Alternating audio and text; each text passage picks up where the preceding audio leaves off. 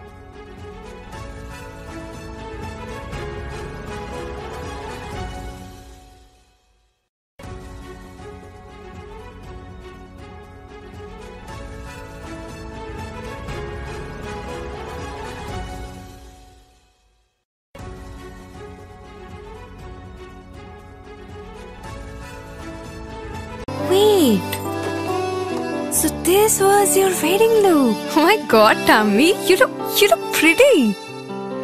ঢাকা থেকে যখন আইছিলাম এ হগল আমার মা আমারে পরায় দিছিল। It's so authentic, Tammy. I will go for this look. But what about my goina? সাদা রঙের রুমালটিতে গোলাপি রঙের কাজ, সব মিলিয়ে দারুণ হবে নতুন কনের সাজ। আমার গয়না আমার শ্রী ঢাকা জুয়েলার্স, আভিজাত্যের গয়না। সব মাই চায় মেয়েকে রাজরানীর মতন সাজাতে, সাজিয়ে তুলতে চায় সোনার গয়নায়। ওরিয়েন্ট জুয়েলার্স, সোনা যা সর্বক্ষণের। ছোট ছোট অনুভূতি, স্মৃতিগুলো থেকে যায় সব সময় আদরে।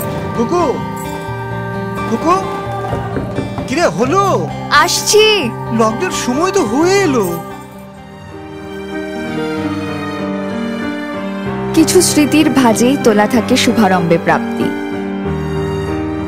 50 বছরের অভিজ্ঞতায় আগ্নেশ্বর জুয়েলার্স, নিখুঁত গয়নার কারিগরি। Agneshwar jewellers, NS road, Raiganj.